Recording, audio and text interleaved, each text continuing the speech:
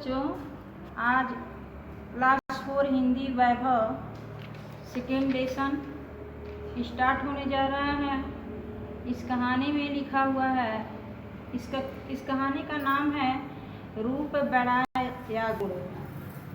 इस कहानी का यही अर्थ है कि प्रस्तुत कहानी के माध्यम से बताया गया है कि किसी की सुंदरता पर न जाकर उसके गुणों पर जाना चाहिए, क्योंकि वास्तविक सुंदरता वही है जो उपयोगी है। देखिए बच्चों, किसी सुंदरता पर न जाकर उसके गुणों पर जाना चाहिए। ऐसा नहीं जो चीज़ बहुत अच्छी है, हीरे मोती की है, उस पर हम जाएं। मिट्टी की चीज़ भी अच्छी उपयोगी में आती है। गर्मी का दिन था। दिन का तीसरा पहर बीत रहा था, यानी समय तीसरे घंटे का बीत रहा था। फिर भी गर्मी घटने की बजाय बढ़ती जा रही थी। गर्मी के मारे सभी जीव जंतुओं का बुरा हाल था। सभी लोग गर्मियों से परेशान थे। उज्जैन के महाराज विक्रमादित्य और महाकवि कालिदास बैठे थे। शेष नवरत्न अपने घरों को जा चुके थे। वे वही विक्रमादित्य थे जो अपने वीरता व न्यायप्रियता के लिए हमारे इतिहास में प्रसिद्ध हैं। मेघदूत, रघुवंश, अभिज्ञान, शकुंतलम आदि संस्कृत रचनाओं के रचयिता कालिदास को सभी जानते हैं। राजा और महाकवि गर्मी से बेहद परेशान थे। गर्मी के दिनों में राजा महाकवि बच्चों बेहद परेशान थे। दोनों पसीने से लथपथ थे, यानी भीगे हुए थे। प्यास के मारे बार बार कंठ सूखा जा रहा था, यानी कंठ मिस होता है गला।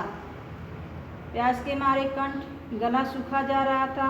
दोनों के पास मिट्टी की एक एक सुराही रखी थी।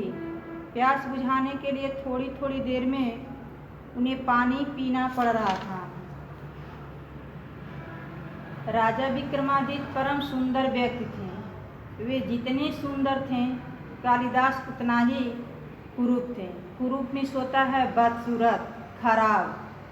गर्मी और पसीने ने कालिदास के चेहरों को और भी विकृत बना दिया। विकृत मिस होता है बच्चों भद्दा। कालिदास के चेहरों को भद्दा बना दिया था, पर विक्रमादित्य के गोरे चेहरे पर पसीने की बूंदें मोती जैसे चमक रही थी। विक्रमादित्य का कालिदास के प्रति व्यवहार मित्रवत था। वह मित्र के समान थे। दोनों एक दूसरे को बेवकूफ़ बनाने की ताक में लगे रहते थे। राजा किसी अवसर को खोना नहीं चाहते थे, परंतु महाकवि से करारा उत्तर पाकर भी प्रसन्न नहीं रहते थे। विक्रमादित्य का ध्यान जब गर्मी से विकृत कालिदास के चेहरे की ओर गया तो वे चुटकी लेने के लिए मचल उठे। विकृत मिस होता है भद्दा।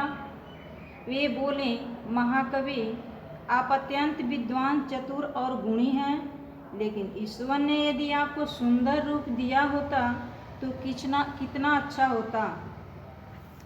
महाराज, इसका उत्तर मैं कल दूंगा, कालिदास ने कहा। संध्या होते ही कालिदास सीधे सुनार के पास गए। उन्होंने उसे रातों रात शुद्ध सोने की सुंदर सुराही तैयार करने का आदेश दिया और घर लौट आए। अगले दिन सबसे पहले ही कालिदास दरबार में पहुंच गए। उन्होंने राजा की सुराही हटा दी और उसकी जगह सोने की सुराही रख दी। ठीक समय पर राजा अंगरक्षकों के साथ पधारे। अंगरक्षकों में होता है अपनी सुरक्षा हेतु रखे गए सिपाही, जैसे इंग्लिश में बॉडीगार्ड कहते हैं। कल की तरह आज भी बेहद गर्मी थी। राजा को पंखे तेजी से चले जा रहे थे, लेकिन उनकी हवा में भी गर्मी थी। दरबार की कार्यवाही शुरू करने से पहले राजा ने पानी के लिए संकेत किया। उनकी सुराही में पानी उड़ेलकर एक सेवक ने गिलास भरा। पानी होठों पर लगाते ही वे सेवक पर बरस पड़े। क्या सुराही में उबला हुआ पानी भरे हुए हो? सेवक की घिघी बंध गई। कालिदास ने तेजी से आकर सुराही का कपड़ा हटाया। सोने की सुराही देखकर सभी दंग रह गए। यह क्या, सुराही सोने की है? सभी उसकी सुंदरता का गुणगान करने लगे। राजा विक्रमादित्य क्रुद्ध होकर बोले, हद हो गई, पानी भी कहीं सोने की सुराही में रखा जाता है? कहाँ गई मिट्टी की सुराही? सोने की सुराही यहाँ किस बेवकूफ़ ने रखी है? पास में खड़े कालिदास ने शांत स्वर में कहा, वह बेवकूफ़ मैं ही हूँ श्रीमान महाकवि आप। जी हाँ महाराज, सोने की सुराही मैंने ही रखी है। आप सुंदरता के परम पुजारी हैं ना।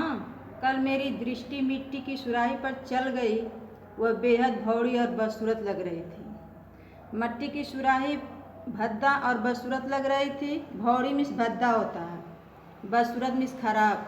मैंने सोचा कि सुंदरता के पुजारी के पास भद्दी सुराही किस बेवकूफ़ ने रखवाई है, सो उसे हटाकर मैंने शुद्ध सोने की यह सुंदर सुराही रख दी। क्या अच्छी नहीं है? इतना कहकर वे चुप हो गए। राजा महाकवि का व्यंग समझ गए। उन्होंने महाकवि से क्षमा मांगी और कानाफूसी होने लगी।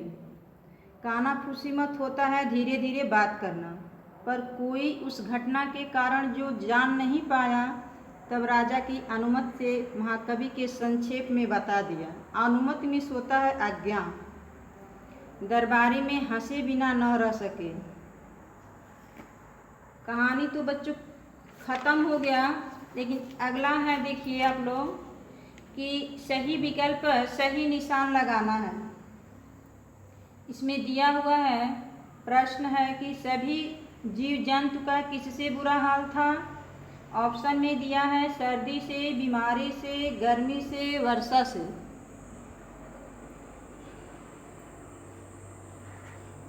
तो इसमें गर्मी से है। और नीचे हम जो प्रश्न आंसर है बच्चों, उसमें हम नोट बनाए हैं। इसको क्वेश्चन आंसर आप लोग नोटबुक में लिखेंगे, पढ़ेंगे, इसको याद करना है। और आज की पढ़ाई बस यहीं पर समाप्त हो रही है। कल अगला लेसन पढ़ाया जाएगा।